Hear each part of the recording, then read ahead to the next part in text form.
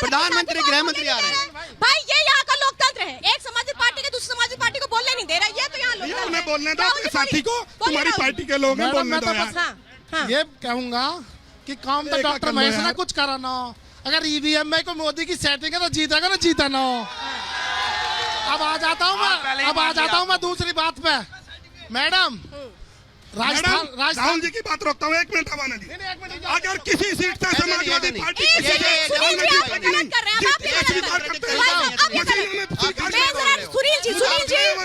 सुनील जी ये क्या है तरीका? सुनील जी तरीका क्या है?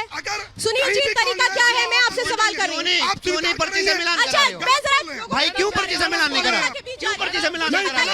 आप पर्ची से मिलान क्यों नहीं कराते? पर्ची से मिलान मशीनों में कमी थी क्या? बताइए आप।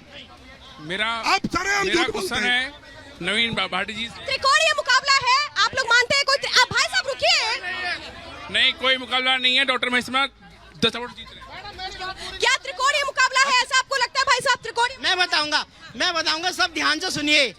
हमारे लोकसभा में 2 त्रिकोणीय मुकाबला है। पहले मेरी बात सुनिए आप। आप तो दीजिए पहले हमारा। मेरी बात तो सुनिए आप। यहाँ पर रोजगार की बात चल रही है। भाई साहब पहले रोजगार की बात है, त्रिकोणीय मुकाबला है। जो जीतेगा वही तो उम्मीदों को पूरा करेगा। तो दीदी ने बोला था 2 करोड़ रोजगार देंगे, लेकिन यहाँ पर 2 बड़ी कंपनियां हैं, जिसका नाम एक का माउजर भी है, ये कंपनी दोनों इन्होंने यहाँ पे बड़े-बड़े ठेके ले रखे। प्राइवेट कंपनी है सरकारी, ठेके ले रखे। कबाड़े के तेजपाल नागर जी ने जो। अच्छा मैं आ रही हूँ। एक मिनट सुनील जी मैं जवाब चाहूंगी। सुनिए भाई साहब, यहाँ की जो जनता है वो अति उत्साहित है, खुद के लिए तालियां बजा रही है, सवाल कर रही है, लेकिन मेरे सवाल को नहीं सुन रही। भाई साहब मैंने सवाल किया त्रिकोणीय मुकाबला है। अब अगर आपने बात पूरी कर ली तो मैं पूछ लेती हूँ। इनका सवाल रोजगार को लेकर स्पष्ट है। 20 सेकंड में बात पूरी करें। बोलिए। मैं आपको बता देना चाहता हूँ, मेरी बात ध्यान से सुनिए। अरे 1 मिनट, बिल्कुल 1 मिनट, बिल्कुल मेरी बात ध्यान से सुनना और आप लोग सुनना ध्यान से। खासकर 2014 में मोदी जी की जब से सरकार आई है, गरीबों के लिए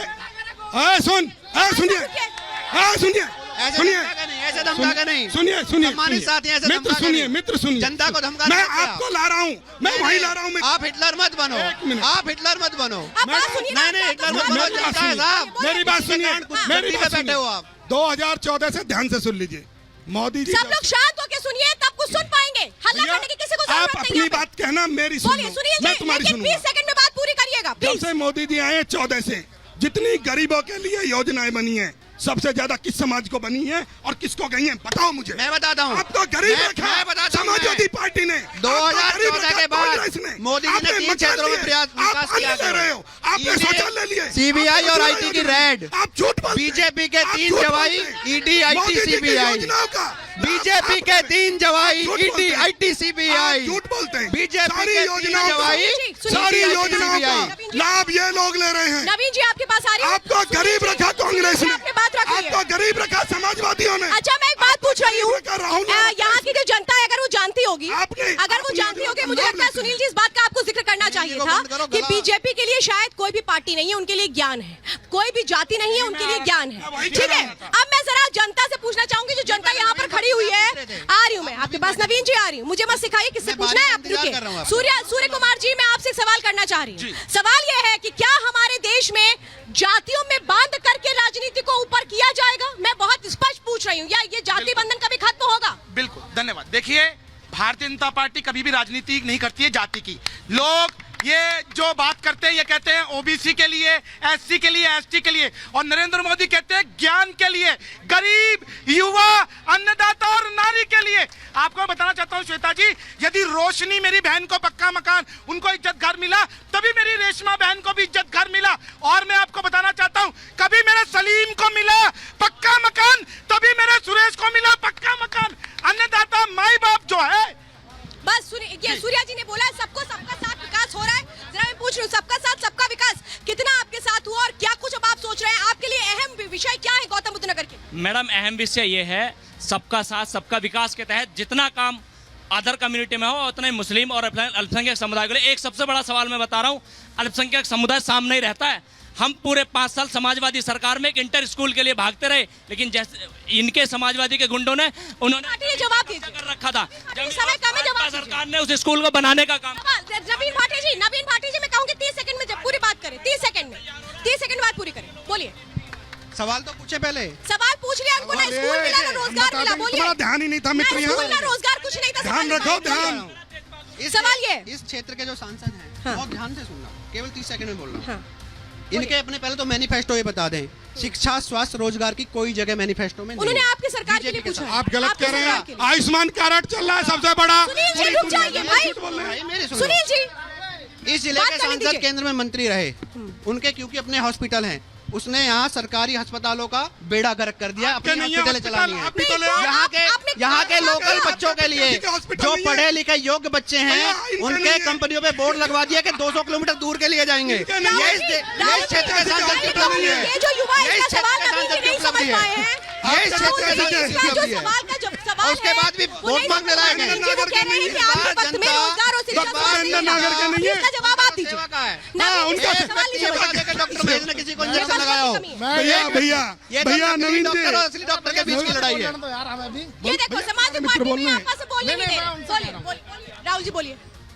मैडम, जितना भी इंफ्रास्ट्रक्चर बना है ना, हमारी अखिलेश भैया की सरकार में बना। एक भी बता दो बीजेपी की सरकार में कुछ बना। अब पूरी बात हो जान दो भैया। एक मिनट मैडम रुको, पूरी बात तो हो जान देख रहे हो। रुक जाओ, हाँ, आप बात पूरी करिए ना, करिए मौका है आपके पास। राजस्थान में तो बीजेपी की सरकार 500 रुपए में सिलेंडर देगी, 1100 में यूपी में क्यों देगी? क्या यूपी में रहते हैं सही? हम केजरीवाल जी 2-2.5 यूनिट दिल्ली में फ्री देंगे, यूपी में सबसे महंगी बिजली क्यों देंगे? पागल समझे यूपी की जनता, पागल समझते हैं।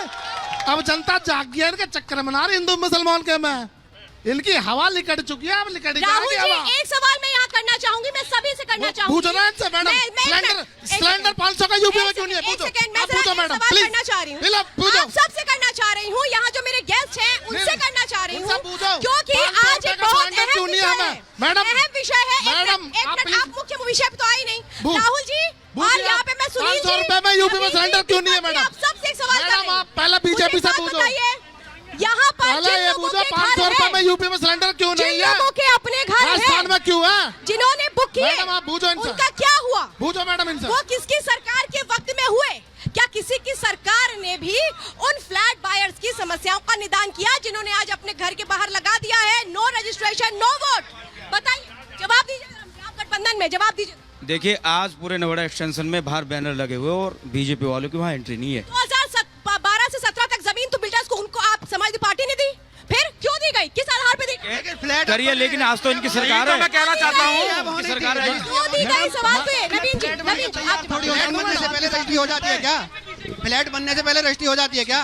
भाजपा के काल में फ्लैट बन के तैयार हुए, रजिस्ट्री नहीं हुई, बिल्डरों से मिली भगत है। लेकिन मेरे पास वक्त की पाबंदी है। मेरे साथ तमाम गेस्ट जुड़े हैं, इसके लिए बहुत बहुत धन्यवाद। जनता जनार्दन का भी बहुत बहुत धन्यवाद। गौतम बुद्ध नगर की जनता जागरूक है, वो जानती है अधिकारों का मतलब क्या है, कर्तव्यों का मतलब क्या है और कैसे अपने हितों को आगे रखना है।